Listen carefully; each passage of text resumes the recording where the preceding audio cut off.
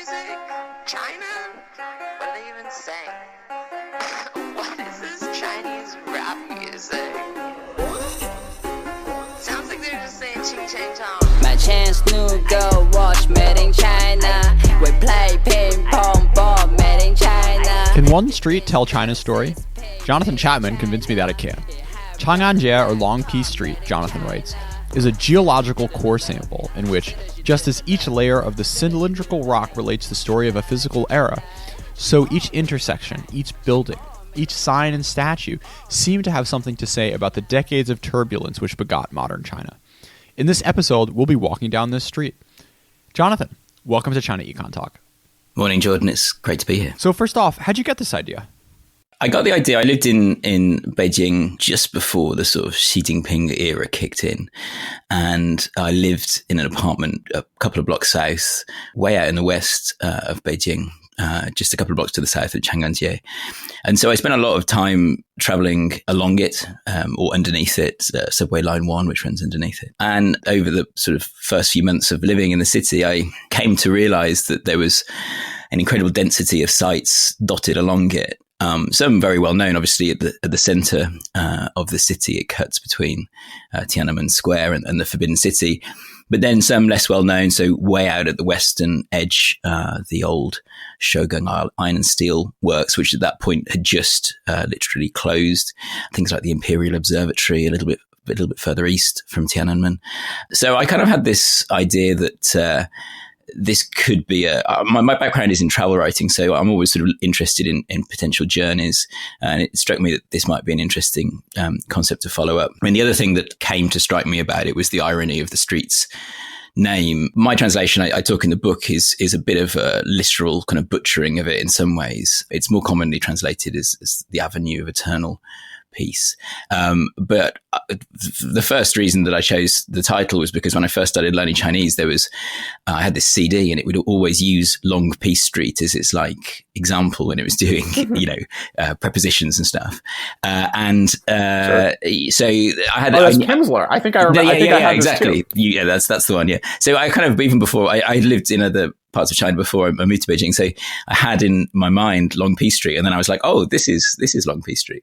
So that was one of the reasons. And the other one, it just had that sense of physical length, whereas obviously Eternal doesn't quite capture that. And it is a long street. And, I walked it in 2 days. It's about 20 miles, and I did it in August. So it felt pretty long by the end of it.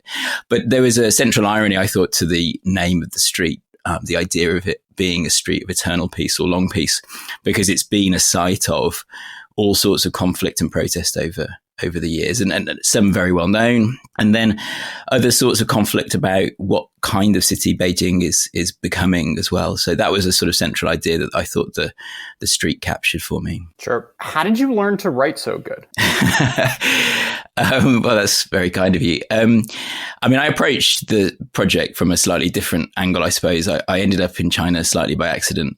And at the time I was finishing off a book on the travel writer and novelist Bruce Chatwin, who I think has faded from the public consciousness a little bit now. He died in 1989, but was in his era sort of thought to be one of the greatest of the 70s and 80s travel writers. He wrote In Patagonia, which redefined the genre. So my background was really studying literature, and particular travel literature. And so I suppose in the book I was trying to channel some of that, while simultaneously giving people who were new to China or had a sort of general interest in China a slightly more accessible way of understanding the history of the last 110 years or so.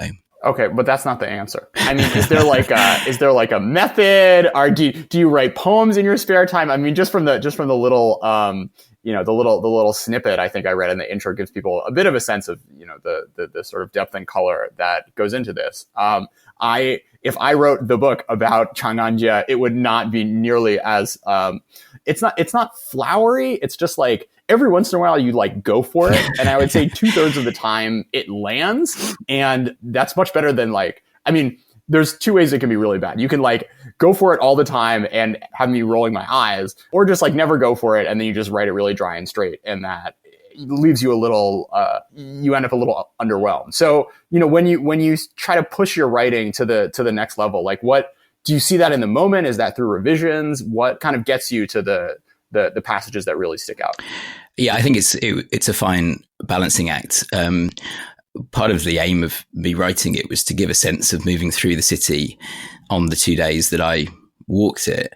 And one of the things that I love about traveling in China is just the physical experience of being on the ground and encountering new and familiar aspects of the place. And I wanted to try and capture that. I think you're right. I think the danger is you can come across as quite pretentious, as if you're having this sort of profound aesthetic experience as you move through. And of course, the other danger is, I'm a British guy, in a country that's not my own. And I'm very conscious that I don't want to claim some sort of special insight into Beijing. So yeah, I think the answer actually is probably revision. There were times where I would know that I wanted a sort of longer, more lyrical passage, and I would sit down with that in mind. But it would generally take then quite a long time for me to hone it into something that I didn't find really cringy to read back. So yeah, sure. I mean, I think it's something that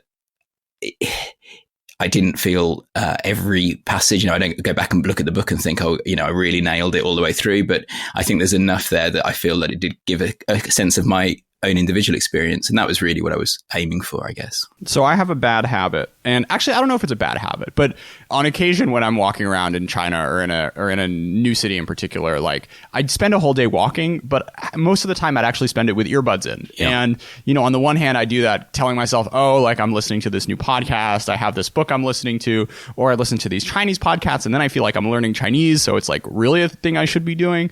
But on the other hand, I feel like the sort of stuff that you end up picking up when you take the earbuds out of your ears, particularly if you can speak some Chinese, it really gives you like just so many more levels of exposure that it's a real tension. Because like I have this like urge of a millennial in 2019 that every minute I have to be using my life towards something like productive. Yeah. But at the same time, there's something really valuable, I think, in this sort of just experiential learning, just kind of wandering aimlessly, particularly when it's somewhere that's so new and foreign. And that experience your book captured very well. Yeah, and I think that Michael Meyer in one of his books, he talks about his strategy when he is sort of wandering around and he's not quite sure, he's looking for something or not quite sure what to do next in China, and he just will stop and you can guarantee within a few minutes someone will come and sort of talk to you. And I think that's true. Yeah. That I think, the downside of walking around on your smartphone, I mean, it's you get on the Beijing subway and everybody's looking at their smartphones, aren't they? But or having headphones in is that you are, isolated from the world, but also you're kind of putting up a barrier that says I'm not accessible to people who might come and just randomly talk to you. So I tried to be open to those encounters. I think one of the things I was wary about was turning the book into a sort of series of vox pops along Chang'an, sort of random people that I met. I'm a little bit skeptical about that as an approach.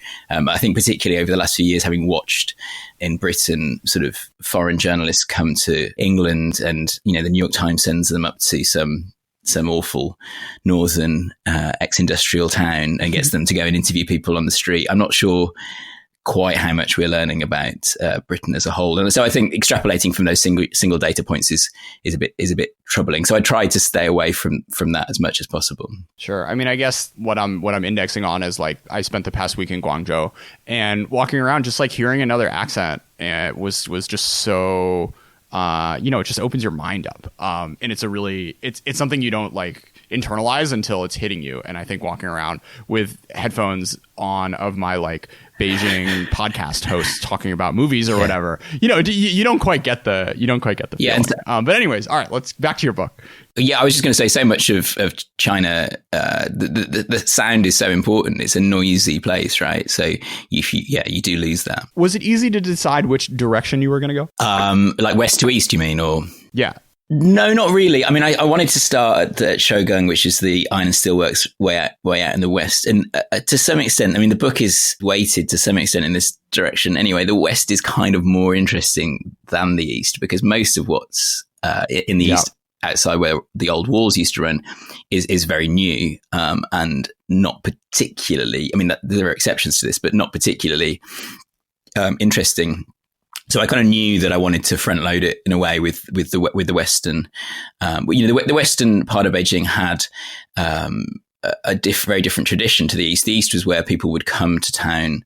Visitors would arrive in the city generally from the East along that road from Tongzhou. And whereas the West was generally associated with the sort of more spiritual aspects of life and obviously journeys to the Western Hills. So there is there's lots of mythology around Beijing and the way that the different aspects of the city, the different parts of the city, north, south, east, west, have different characters.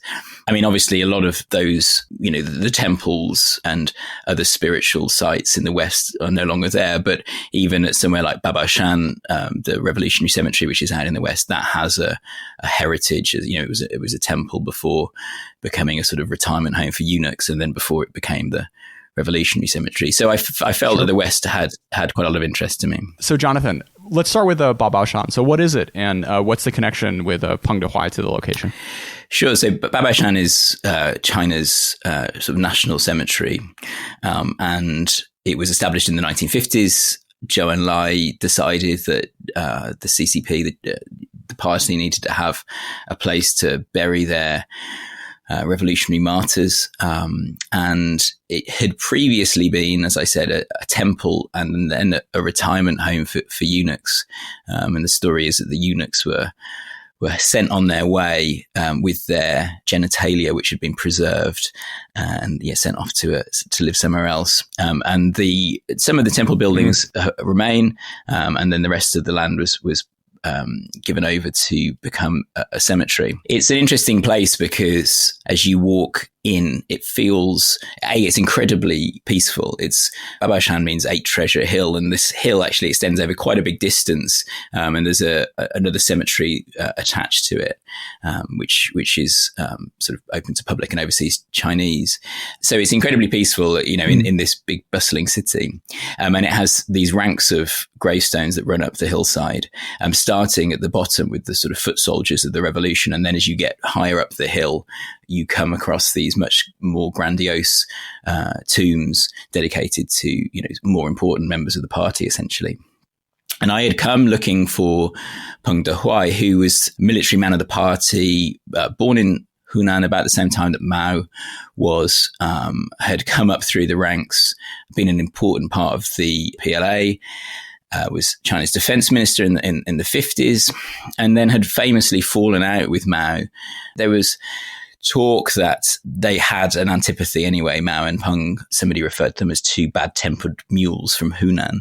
And there are also stories about how Mao's son, who was in the care of Peng during the Korean War and was killed, that Mao somehow, a lot of Chinese people who speak to them, they say, oh, that's why Mao goes for Peng in the way that he does.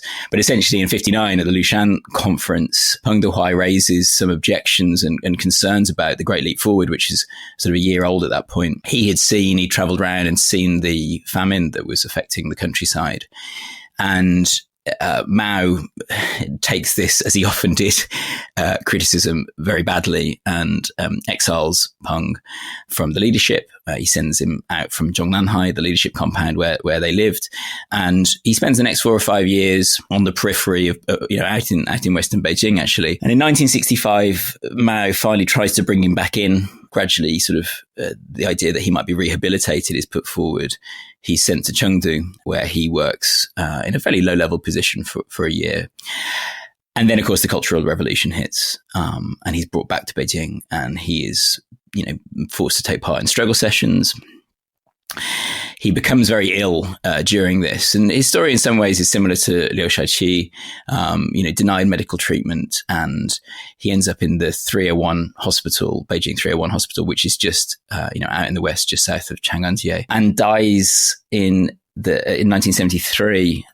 And his ashes at that point are then sent to Chengdu, which is a city he had very little to do with, and they're sent under a pseudonym and kept in a suburban funeral home. And this is where he seems to, to be for posterity. Of course, then in 76, when Mao dies and the Gang of Four are arrested, Peng is one of those that is rehabilitated by Deng Xiaoping in 1978. And they have a funeral service for him, and his ashes are returned from Chengdu, and they are interred in columbarium in Baobaoshan. So I went looking for Peng Dehuai, and his story seemed to me that a sort of nice metaphor, maybe not a metaphor, but it told the story of the Cultural Revolution in a way that was very human. And, some of the little details, the fact that when he was cremated, they cremated him with the sort of 60 odd books that he'd read in captivity over the last few years. And so I wanted to tell his story as a way of humanizing and telling the story of the Cultural Revolution. But then when I got to Baobaoshan and I was walking around looking for some sign that he was there, I asked a couple of the guys who were doing the sweeping the paths, and they said, "Oh yes, he was here, but he had been in 1999 sent back to Hunan." And this kind of told the next phase of the story, if you like, because red tourism, this tourism of, visiting significant sites in party history has become such a phenomenon over the last decade or so. As sort of part of this, Peng had been returned to Hunan, this mausoleum and tomb had been built, and now you can go and pay your 35 yuan and go and visit this this site dedicated to his story. So, it was a shame. I mean, I'd gone with the intention of, using Peng Dehuai as a kind of way of telling this story, but had no idea that was going to be the last bit of his narrative, if you like. So let's keep going on down the street. Next, we hit the Military Museum. What were your impressions of that place? Yeah, well, it was closed. I did the walk in 2016, and it was closed then. Oh, it wasn't open again. And it had been closed for I think since maybe 2010, 2011. It's only been a fair old while that it had been closed. I went back last year, perhaps, just literally after it had reopened, and it was they spent a lot of money on. I find Chinese museums fascinating, and wherever I go, I try and go and visit the sort of local provincial museum or city museum, because I'm really interested in the way that the CCP frame their history. And I think the Military Museum is a very good example of that. It's such an odd idea in a way that you would memorialize in this grandiose fashion the sort of military history of the country. It's incredibly militaristic and nationalistic. And when it was closed, they had some of the old sort of military equipment, tanks and things outside, including the wreckage of a 1962 US drone that had been shot down. And that now is in this grand hall in the center of the building. It was one of the 10 great buildings. So one of the things that Chang'an does is it acts as a showcase in the late 1950s for these 10 great buildings, as they're called. Not all of them are on Chang'an, but many of them are. So what is now the National Museum being another example of it. This sort of grandiose socialist realist architecture, and the Military Museum is, it's very much in that Soviet style, with a spire and a star on the top. What really struck out to me going to that museum was how little history there was in it.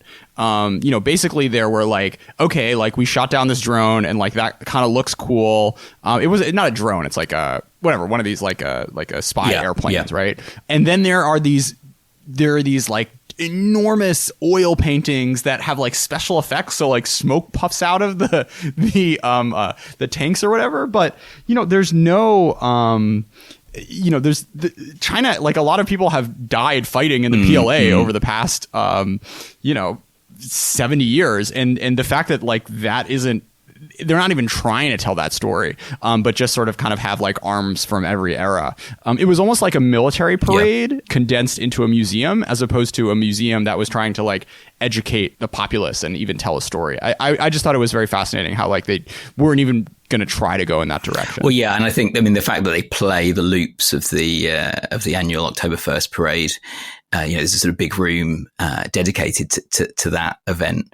It is very much of a piece with that. And I think that idea of the denial of the human is interesting. And in some ways, I mean, Baobaoshan, one of the nice things about it is you do feel that sense of the human sacrifice, this sort of vast cemetery in a way that you don't in very many other parts of, museums or memorials. And I was in Wuhan over the summer, and there's a flood memorial there, which is for the victims of, theoretically for the victims of the 1954 floods there. But it's got a poem by Mao on it, and it's got a picture of Mao on it. And actually it's all about the glorious sort of socialist struggle against water, without acknowledging the hundreds of thousands of people who died in the flood. So I think that's it's something that they have a fairly strong track record in, this sort of denial of the human sacrifice. The one thing I was bummed out with recently, this is not apropos of too much, but in the Guangzhou Museum, they have a contemporary Guohua and Shufa exhibit. And the intro was basically like learning from Xi Jinping, like look at how we're like culturally confident and, behold these new works of painting and calligraphy and like be proud of China. And I was just like, really? Like, they're painting like birds and mountains, and like this is really where we have to go with this. But I don't know, it was kind of a bummer, and it wasn't even that good too. There were a lot of like happy ethnic minorities. Yeah. It was just such a letdown. Okay, but so keeping going on down this street, we come to the Beijing Museum, which you use as an excuse to talk about the history of the city. So the Beijing Museum theoretically is there to tell the history of the city. And I think one of my favorite things about this museum is that at the top floor of it is they have built a like mock-up of the old hutong. And the introduction to this, like the placard says something about, the great treasure of Beijing are its alleyways, its hutong. And then you think, well, yes. And if that's the case, then, why are there so few of them left? And why have you had to build, a reproduction of them on the 6th floor of this museum? So it's worth going and checking that out. Which I'm sure in the process of being created itself was demolishing. Well, yeah, I mean, and there's stuff in there. There's a memorial arch, for example, a pilo, which is taken from one of the streets not far away from it, and it talks in that placard about how this was one of the most beautiful street scenes in Beijing, and you think, well, yeah, maybe you should have left it where it was rather than putting it in the foyer of this slightly sterile museum. I mean, the building always reminds me of some sort of airport terminal.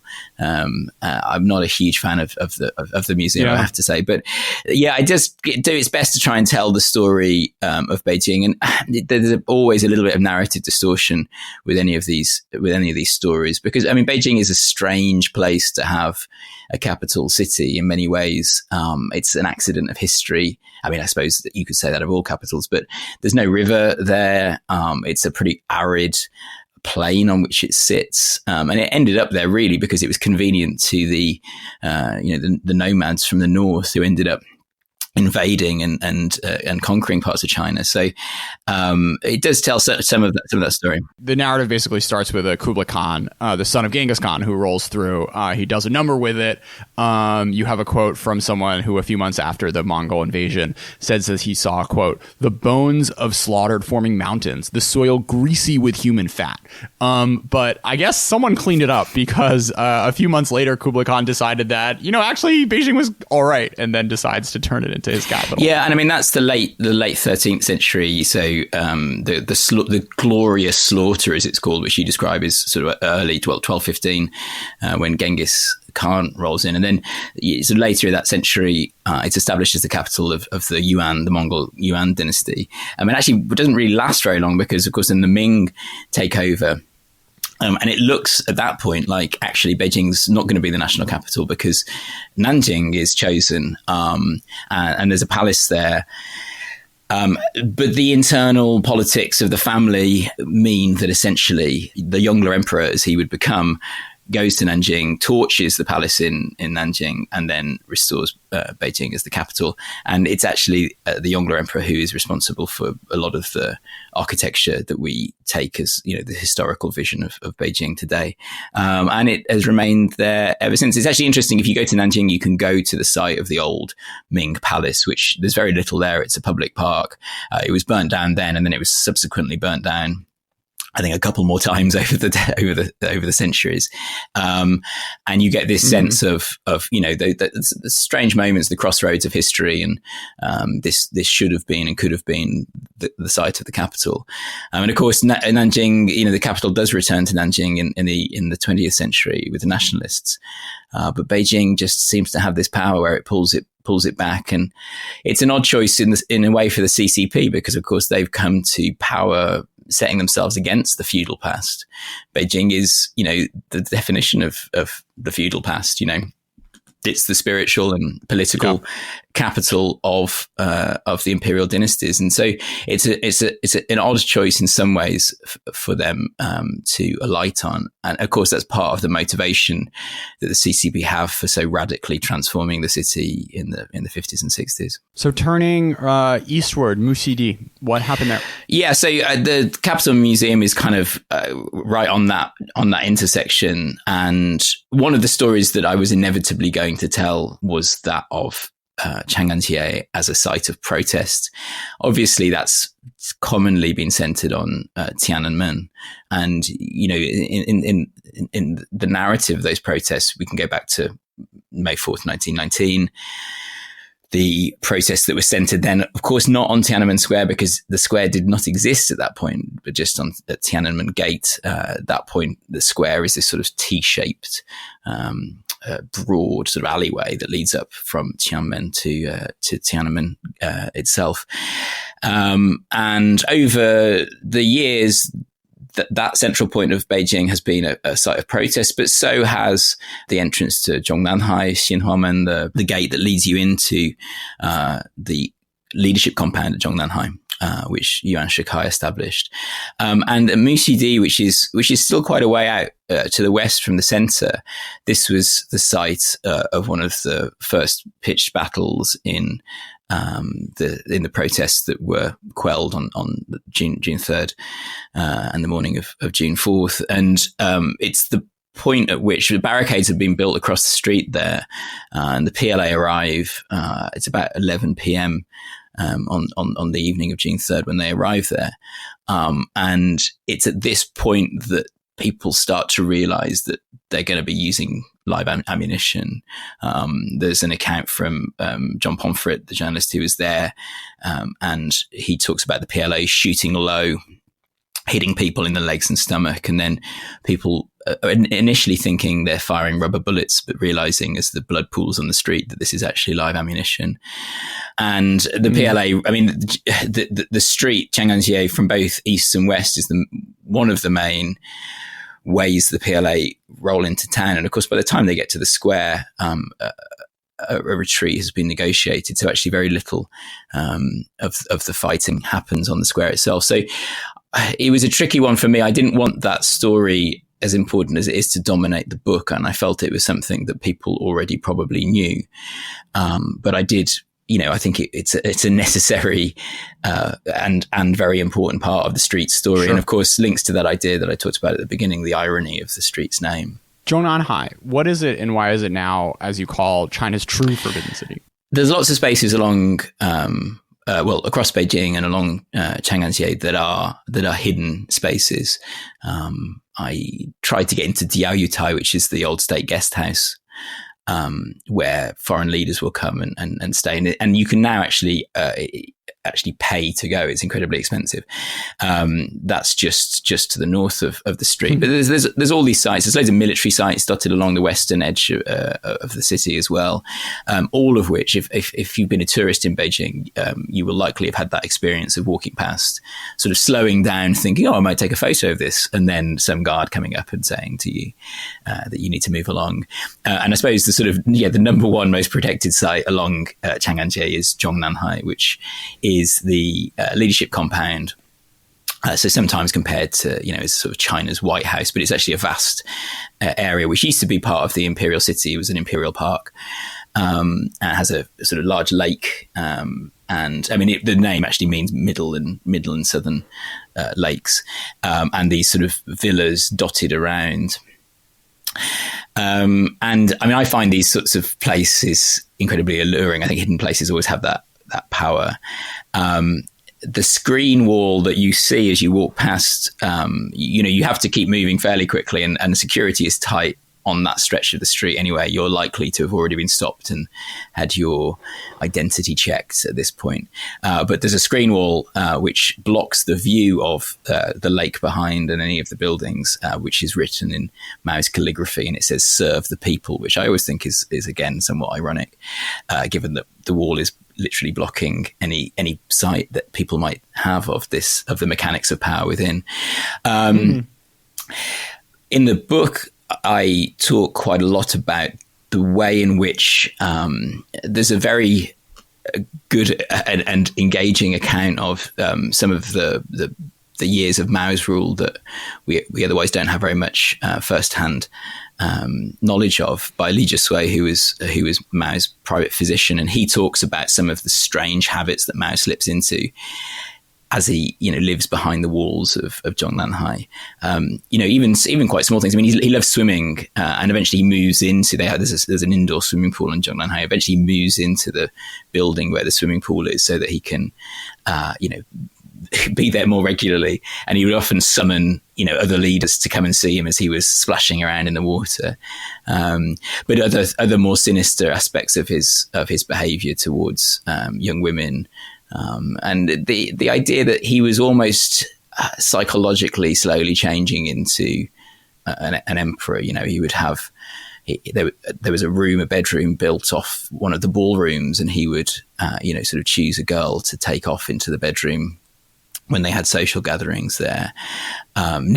Famously never brushed his teeth, would just swill his mouth out with green tea every day. So over time, his teeth take on a sort of greenish tinge.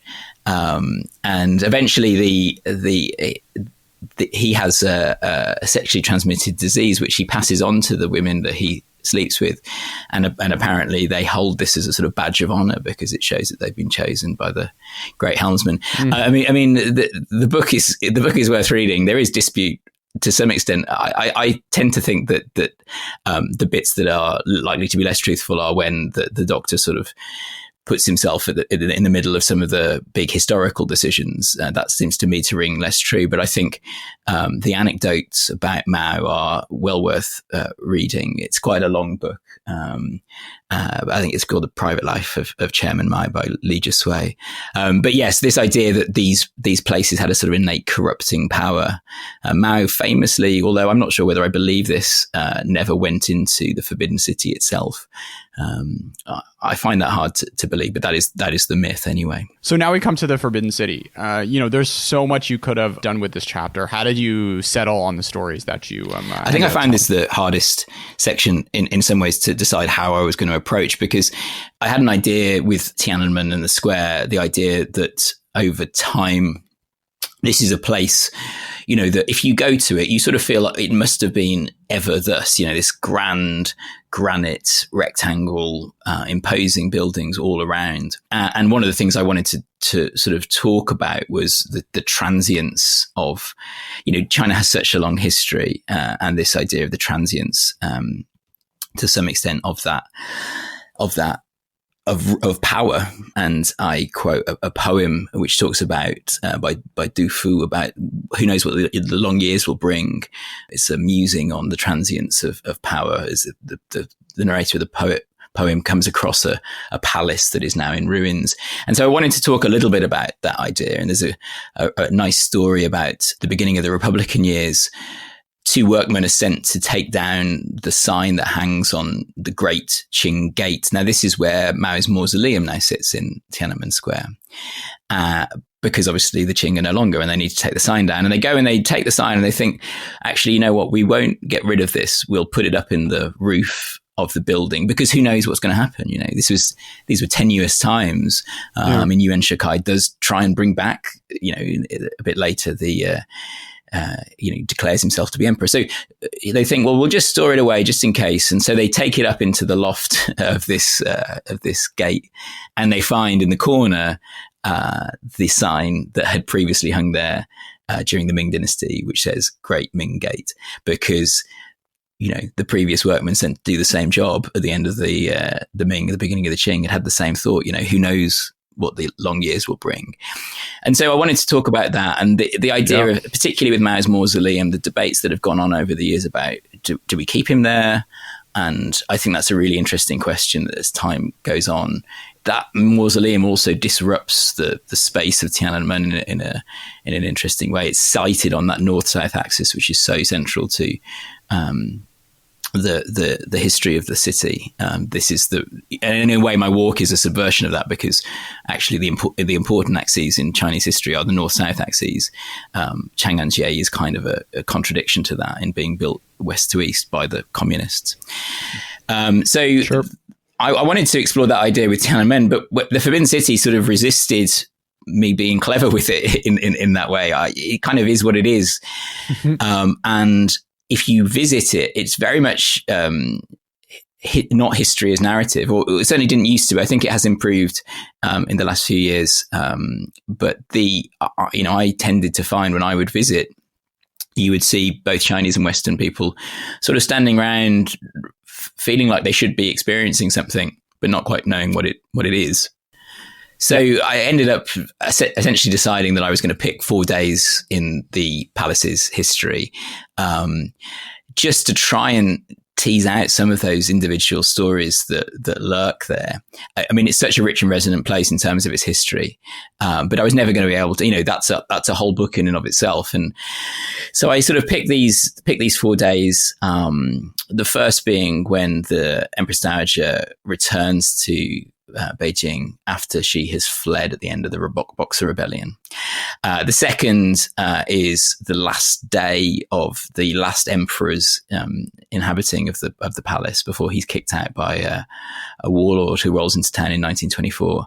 The third being at the very beginning of the Cultural Revolution, and the fourth being the day that I walked through it, which is significantly less historically important, but I needed to have that first-hand experience in there. So, well, I mean, you never know, exactly. Who knows what the years will bring?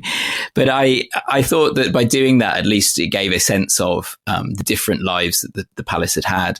As in 1902. By that point, obviously, the tail end of the Qing dynasty. And for me, the story of the imperial household having to flee the city is quite a moment in that decline.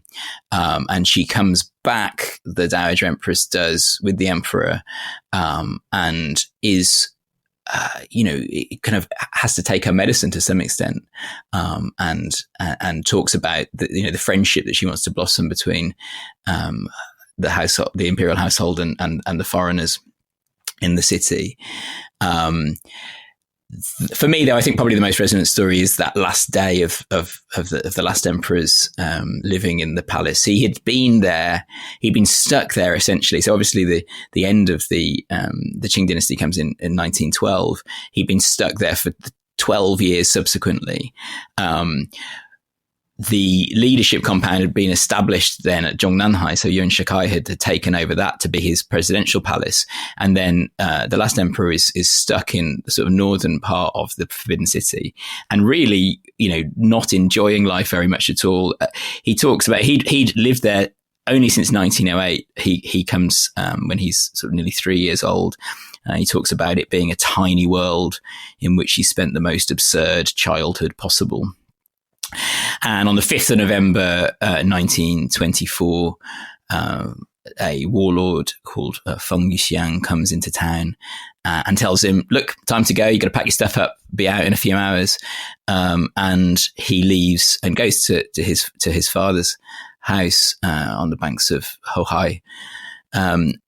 And that's the end of that phase. And then there's this remarkable story in his autobiography about him, when he relocates to the Japanese legation, him taking his bike and cycling down to the old Forbidden City, which is now, obviously just immediately after he's left, closed up, and sort of thinking about the place and the idea that he might return one day there. So this incredibly ambivalent relationship that he had with it. I mean, the autobiography is narratively flawed in some ways, as many people will know. But I just thought that image of him cycling down Chang'an to come back and look at the palace and sort of muse on what it meant to him was really quite interesting.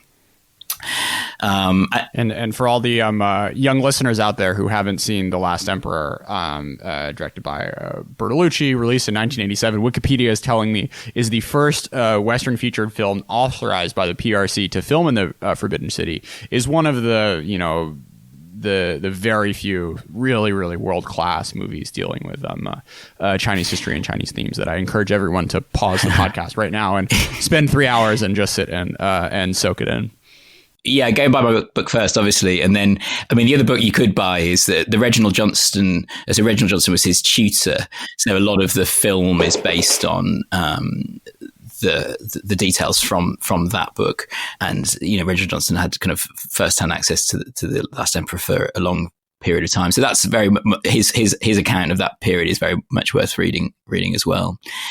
But then just the final date historically was, 1966, when these huge rallies start happening in Tiananmen Square. And obviously an enormous amount of destruction happens during the Cultural Revolution to these historical sites in Beijing. And in the end, to safeguard the Forbidden City, Zhou Enlai has to intervene, and actually a garrison of soldiers end up being stationed in the palace for some of that time. It's basically locked up because they want, they realize that otherwise the Red Guards are going to get in and potentially destroy it.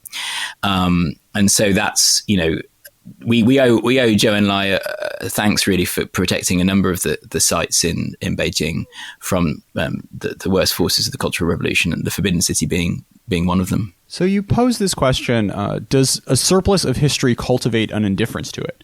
I'm going to make you try to answer that. Well, it's supposed to be a rhetorical question, Jordan, so I'm not sure I should. Well, I mean, my point was really that over... Sure, I mean, you're from the UK yeah. too, right? I mean, this is like America. We don't have our 1,000-year-old castles and whatnot.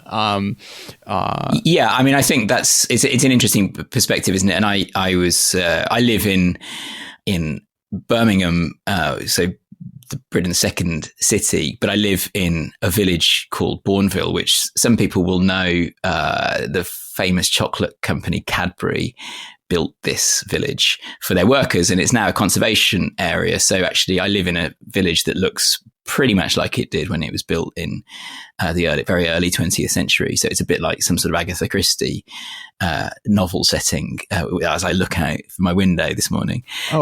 Wasn't this like a super super socialist story with Cadbury? Yeah, exactly. Really it's nice interesting. Obviously, at the moment we're going through an election in which this question of what workers should be provided with by their employers is pretty pertinent. And yeah, Cadbury's were Quakers, and they paid for this village to be built for their workers. Lots of green spaces, lots of places to play, tennis, swim, and these beautiful houses, each of which was architecturally distinct. So yes, I clearly placed quite a lot of value in the preservation of those. Of the past, and I think that question about does a surplus of history cultivate indifference to it? I think that the danger with somewhere like China is that there's less risk involved in chipping away at the history kind of incrementally, because I think there is to some extent a perception that there's always another Hutong, right?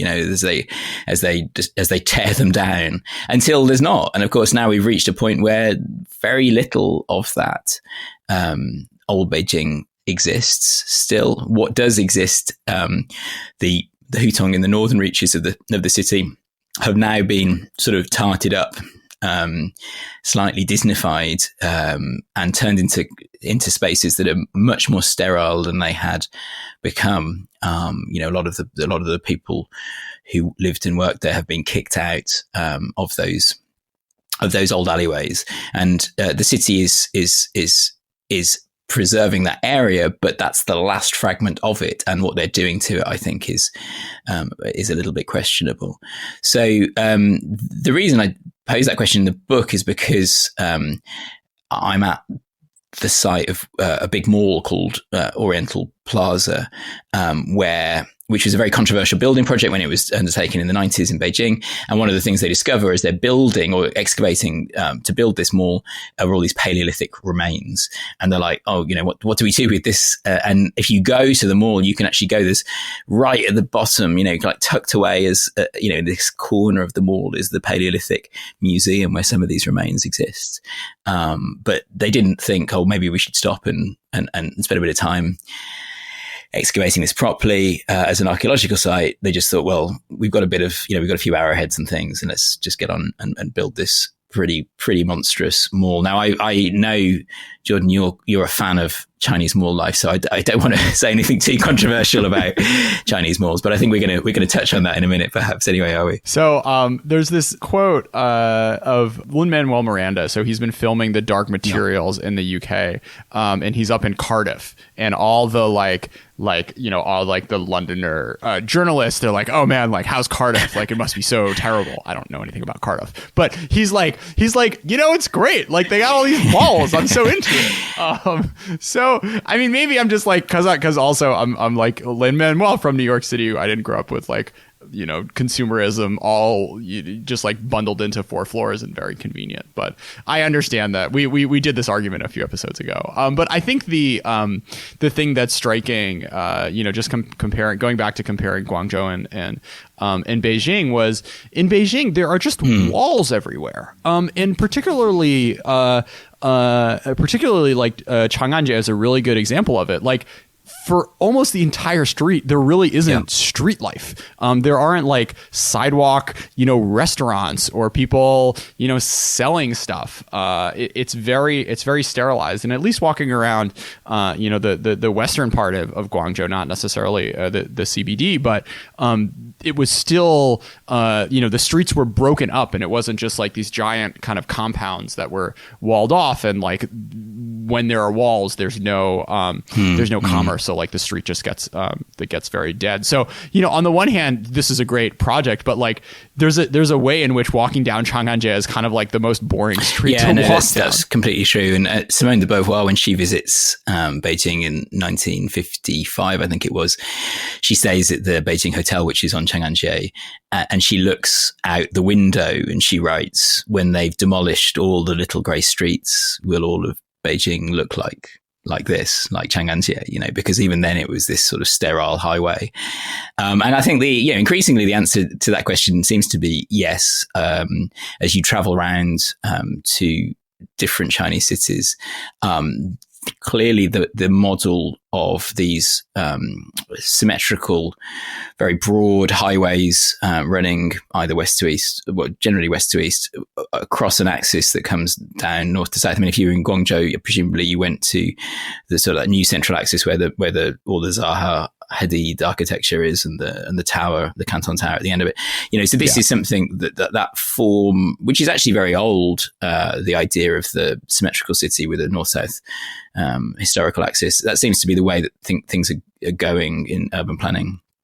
Certainly in the big cities, but it is devoid of. I mean, I talk in the book. I kind of got halfway through on the first day, and I was like, "Oh man, I need to like have some lunch." And you're so used to. I was so used to in Beijing. Like just on every corner there being somewhere. Not just good, but really, really, really nice for food. It's such a there's so many restaurants. It's such a densely crowded city in terms of food, except for some of those parts of the CBD and Chang'an, where actually it's a lot of office blocks. You might find a Starbucks in a basement somewhere, but actually you're struggling. And it did, you kind of, by the end of it, I kind of had had enough of this imposing architectural style that displays itself along the street. I mean, your point about the it being walled off in these large blocks is something that I think is absolutely true, and that the World Bank have commented on this, that actually so around metro stations in Beijing, the size of the blocks around those stations were 4 times larger than the equivalent in New York, for example. So that affects walkability. Obviously, if the actual size of the city blocks are that big, it affects walkability, and it affects the likelihood, the being kind of commerce and activity on those streets as well. I talk in the book about the motivation of walking in cities. Walking in cities as a sort of aesthetic experience has quite a long history. I trace it back to the notion of the flaneur and Baudelaire and the idea of the crowd and the kind of electricity that being out in a city generates for the individual. But I've got to say that actually I'm not sure that was that evident to me on Chang'an. Occasionally you would come across a scene of street life, a knife sharpener, doing his work on the street corner, for example. But on the whole, it did feel quite sterile for long stretches. Did I tell the story about playing ping pong with the old people 2 episodes ago? Tell it again, Jordan. I haven't heard it. So Jonathan, I will say, even though Chang'an isn't the best, just a few weeks ago, I went over to the Xiaoqiu next to mine, was doing Chinese flashcards on my phone when an old person walked up to me and was like, "Hey, we're all playing ping pong. Let's go play ping pong together." So we end up this ends up becoming a 3-hour thing, of course. And my favorite moment was basically it was 80-year-olds, and then around an hour into it, a 60-year-old comes by, and the 80-year-olds have been super polite to me, and they're like, "Oh, America's so great, whatever, we should be friends," and they're just chatting about my life and their lives and how they've all been living here forever. And then a 60-year-old guy comes down and starts feel a little obnoxious, America's a bad country, Trump's an asshole, America's no good, China's getting more powerful. And this was during the time of the fourth plenum. So the old people pretty quickly start giving this guy all this crap, being like, "Hey, the fourth plenum's still going on. Why don't you go downtown and see if they want to listen to you? Because I'm sure this guy doesn't." And then he ends up getting the hint and being a little apologetic and spends 30 minutes being like, "All right, let's just work on your backhand for a little while." And he starts giving me all these tips, and it was just a very cute little neighborhood experience, which is sadly less and less of a thing, but definitely I think there's really something remarkable, particularly about old people in China, where, even if there's just a tiny, really not, it's, these parking lots that are not, beautiful parks you can hang out of, but there's still, I think, a big emphasis on getting together in person, particularly for a certain, level type of old person, which is really pleasant, and folks have been fighting their way past the architecture, which doesn't necessarily facilitate that, which I found really great. Oh, the other thing was in Guangzhou, so they had in the Renmin Gongyuan, so in the center of the city, there were 4 separate knockoff KTVs where people would bring out electricity generators and speakers and a little TV, and they were all spread out, and you could you could scan a WeChat and pay 10 kwai, and then you get to sing your own song, and this is just such a wonderful example of kind of public, I don't know, the use of public space. And I asked some guy, and he's like, "Yeah, this is every once in a while, and the police come around and they say we're too loud, but we just keep coming back, and we're old, they're not going to give us too much crap." And I just thought that was so wonderful. I've never seen that one in Beijing. Maybe it's or something. But shout out to Huangzhou. You're right. The way in which public space is repurposed. It does still happen in Beijing. I think about the square in between the Drum and Bell Tower, which has been redone. But actually, if you go there in the evenings, it's full of life. And I think that on the whole, Beijing is, especially in the warmer days of the year, they'll be out, sunning themselves, playing chess. The street life is still there, but not on Chang'an. And partly, you talk about the squares in most of the cities. It's true that they tend to be the centres where people congregate in the evenings. But of course, Tiananmen, that is completely the opposite. It's devoid of any of that vibrancy and life.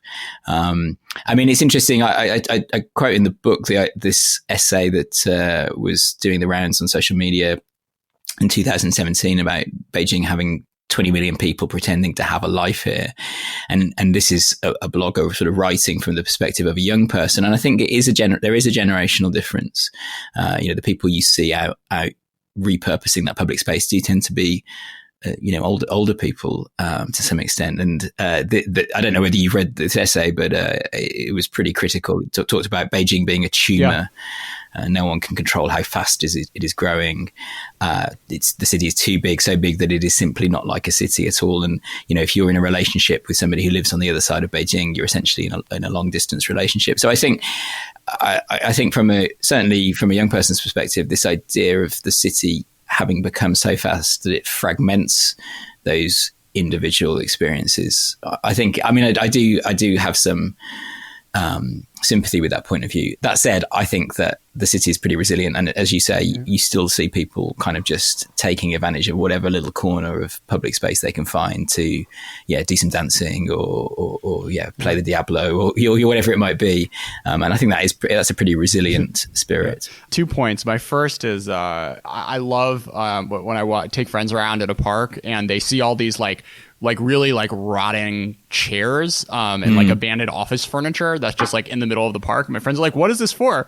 I'm like, it's for old people to sit in the afternoon when they come here and hang out. And, everyone's kind of like, okay, because, there's some detente there, right, with the people who work in the park. But the other thing I think is, your point about the sort of younger and older generation fracturing.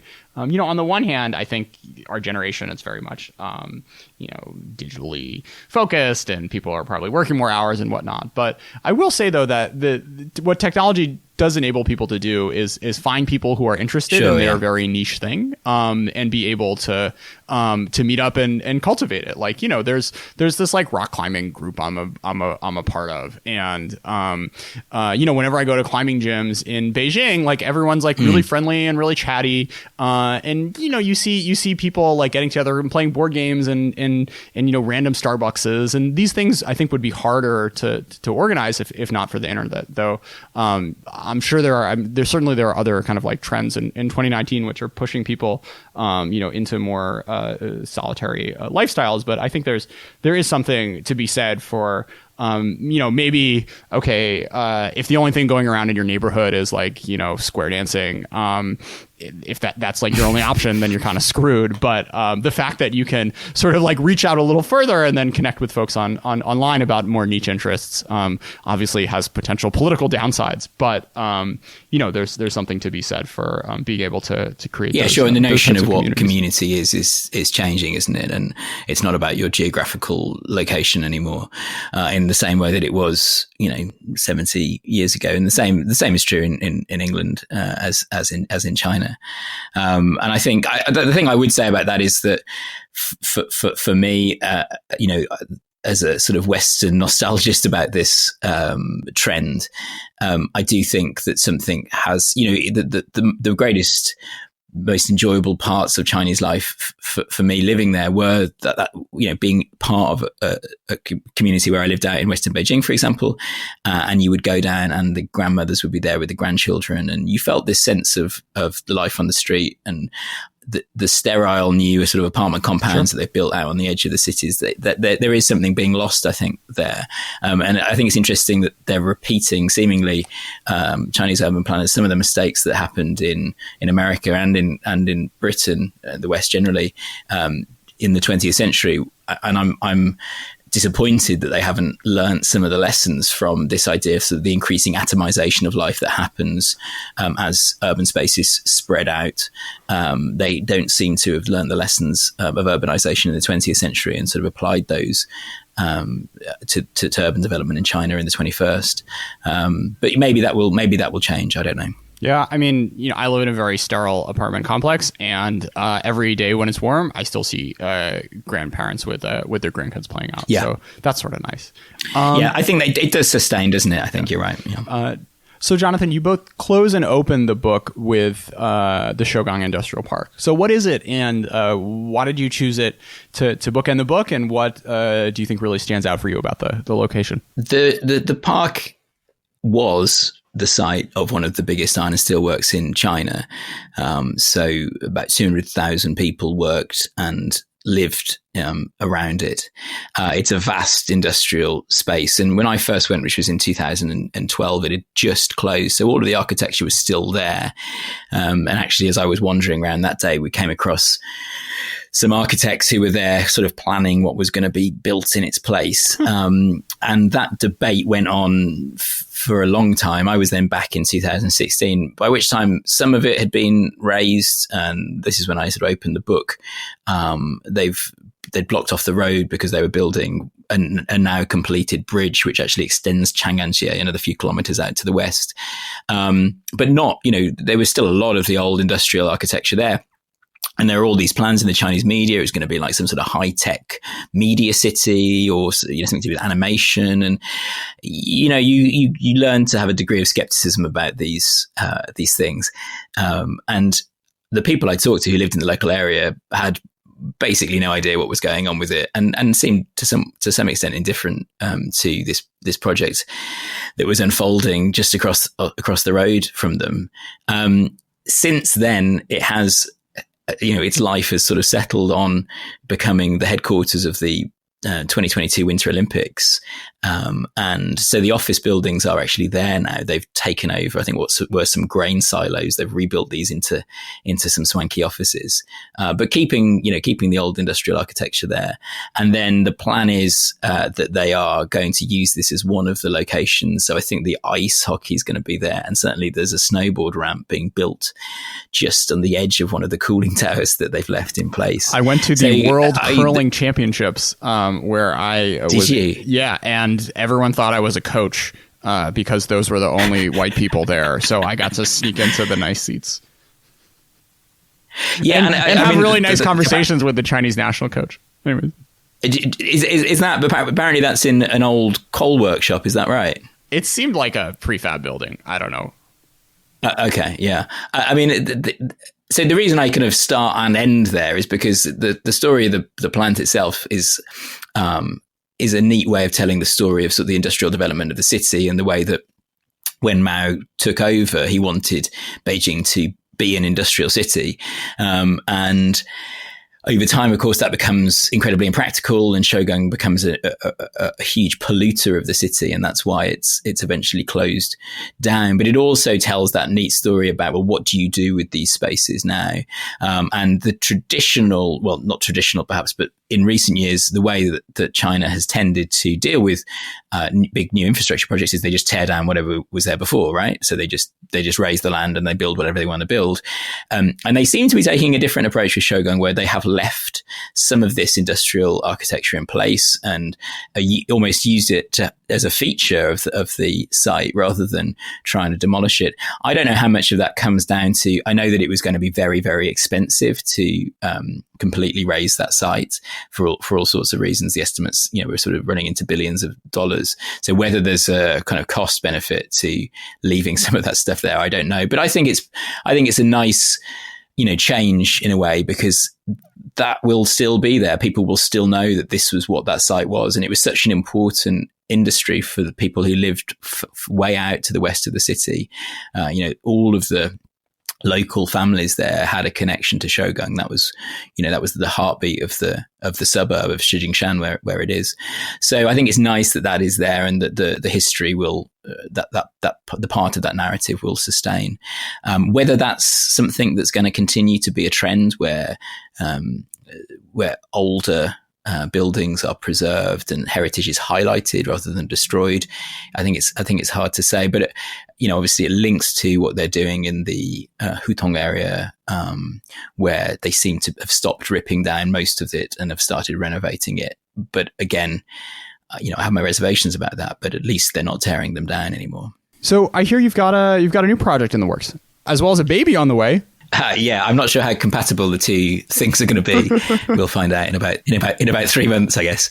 Over the summer I was back in China, traveling around, following the journey that Deng Xiaoping undertook as part of the Southern Tour in 1992. For people who don't know, I mean, this is something that in China is incredibly well known. Essentially, it was a journey that Deng took in retirement in order to revisit some of the sites of economic transformation, in particular Shenzhen, and really kind of make the case that China needed to carry on the road of reform and opening that he had started. It comes at a politically tricky time for China, obviously just a few years after Tiananmen. And the debates around what direction China should go in are still very live. And really, Deng puts those debates to bed through the Southern Tour, which gets an enormous amount of publicity, not whilst he's on it, but once he has come back, and really, yes, sets China on the path that it then is on through the rest of the 1990s and into the 2000s. And I think it's an interesting period. I think that it's not something that there's lots written about, and I find what is written about it often, there's a lot of mythology around reform and opening, inevitably, as this sort of period in which China reasserts itself on the global stage, and some of those myths end up being recycled. So, for example, with Shenzhen, I'm working on that section of it at the moment, and this idea of the fishing village to megacity, which you just see in pretty much every article I read, Chinese or Western recycles this myth, which is actually just not true. The fishing village bit is just an oversimplification of the narrative, would be a kind way of putting it. So yeah, the idea is to tell that story, perhaps to get away from that sort of traditional mythologized narrative of a reform and opening period. And I'm working on it as a book, but I'm going to, first of all, do it as a podcast, talk to some people who are more expert than me in the places that I'm writing about, and kind of go off and see where those train tracks take me in exploring that journey and some of the issues that it brings up. Jonathan, that sounds fantastic. Looking forward to reading and listening to your future project. Thanks so much for being a part of China Econ Talk. Thanks for having me.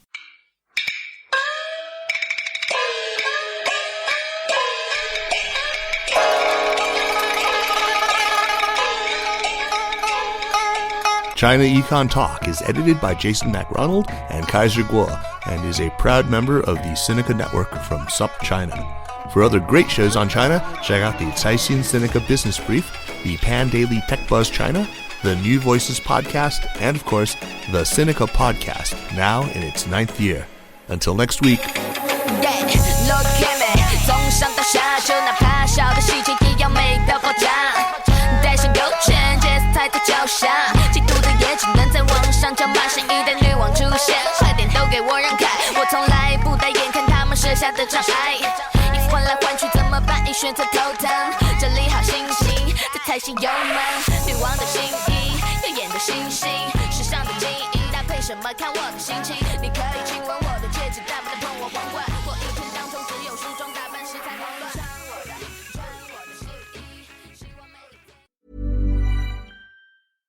So my in-laws just called to let us know they're on their way over, and we're out of food. Great. Luckily, Instacart helps me get groceries delivered in as fast as an hour. Plenty of time to cook an in-law-worthy meal. Now, what to make? Chicken parm. Perfect. Download the Instacart app or visit instacart.com to get $20 off your first order using the code PREPARED20. Now the only thing to worry about is dinner conversation. Offer valid for a limited time. Minimum order $35. Delivery subject to availability. Additional terms apply.